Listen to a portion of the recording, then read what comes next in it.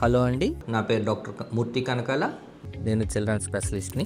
ఈరోజు మనం ఫీవర్స్ కోసం మాట్లాడుకుందాం. ముఖ్యంగా వర్షాకాలం మొదలవగానే ఫీవర్స్ చాలా ఎక్కువగా ఉంటాయి, ముఖ్యంగా పిల్లల్లోని.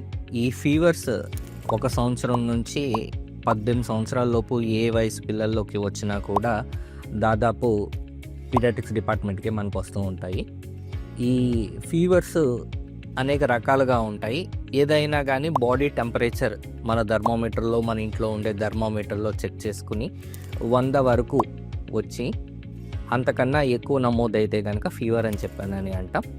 ఇటువంటి ఫీవర్స్ బాగా ఎక్కువగా బాడీ అంతా వేడెక్కడంతో పాటు చలి జ్వరం లాగా కూడా వస్తూ ఉంటాయి. కొన్ని జ్వరాలతో పాటు ఒళ్ళు నొప్పులు కూడా ఉంటాయి. వీటిని 2-3 రకాలుగా డివైడ్ చేసుకోవచ్చు. వైరల్ లేదా బ్యాక్టీరియల్, అంటే దేని కారణం వల్ల జ్వరం వస్తుంది అని చెప్పానని ముఖ్యంగా మనం 2 రకాలుగా డివైడ్ చేయొచ్చు.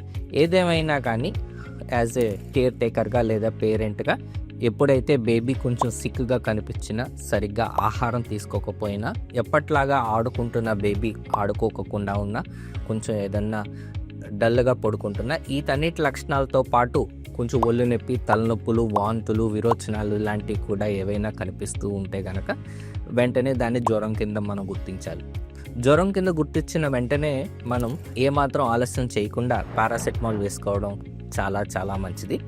ఎంత వేసుకోవాలి, ఏం వేసుకోవాలి అని చెప్పానని కంపల్సరీ డాక్టర్ గారు చెప్పిన డోసేజ్ ప్రకారం మాత్రమే వేసుకోవాలి. ముఖ్యంగా జ్వరం తగ్గకపోవడానికి ప్రత్యేక కారణం ఏమైనా ఉంటుంది అని చెప్పంటే తప్పు డోసేజ్ వేయడమే ప్రథమ కారణం. అనేక విధాలుగా చూసిన స్టడీస్ ప్రకారం చెప్పిన డోసేజ్ కన్నా కూడా తక్కువ లేదా ఎక్కువ వేయడం వల్ల సరిగా జ్వరం అనేది కంట్రోల్ అవుతుంది. కొన్ని సందర్భాల్లో పారాసెటమాల్ వేసినా కూడా జ్వరం తగ్గకుండా ఉండే సందర్భాలు కూడా ఉంటాయి. అటువంటి సందర్భంలో మనం బాడీ టెంపరేచర్లో ఉండేటట్టు గోరువెచ్చని నీరు అంటాం కదా, ఆ గోరువెచ్చని నీటితోటి ఒక మెత్తటి గుడ్డ తీసుకుని ఆ గుడ్డతోటి ముఖ్యంగా తల భాగం లేదా బాడీ అంతా, ముఖం అంతా, దానితో పాటు ఆర్మ్స్ మరియు గ్రోయిన్ ఏరియాలో పూర్తిగా మనం తుడిచి మళ్ళీ బేబీకి సాధారణంగా ఉండే కాటన్ డ్రెస్ వేస్తే సరిపోతుంది. ఇక్కడ బాగా ఎక్కువగా బ్లాంకెట్స్ కప్పడం, చలి నుంచి తప్పించుకోవడానికి ఎక్కువగా స్వెటర్లు వేయడం లాంటివి అస్సలు చేయకూడదు. బాడీ టెంపరేచర్ బయటికి వెళ్లకుండా బేబీకి ఇంకా ఎక్కువగా బాడీ టెంపరేచర్ పెరగడానికి ఆస్కారం ఉంటుంది. ఎంతవరకు వీలైన కాటన్ దుస్తులు మాత్రమే వేస్తే చాలా ఫాస్ట్గా బేబీ రెస్పాండ్ అవుతుంది. మెడికేషన్ వేసుకోవాల్సి ఉంటుంది.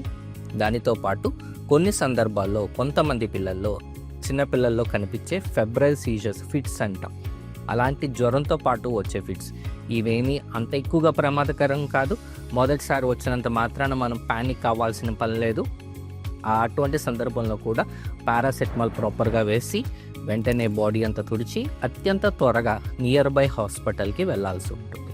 అక్కడ ఎవాల్యుయేట్ చేసి అది సాధారణంగా వచ్చిన ఫిట్సా లేదా అని చెప్పానని నిర్ధారించి డాక్టర్ మీకు తగిన మందులు, సూచనలు మీకు ఇస్తారు.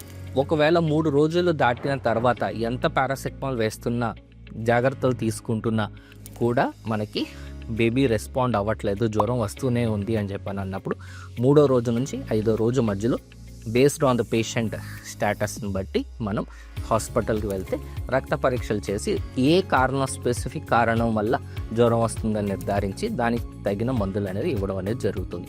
సహజంగా 5 రోజుల్లో దాదాపు 90% జ్వరాలు తగ్గుతాయి.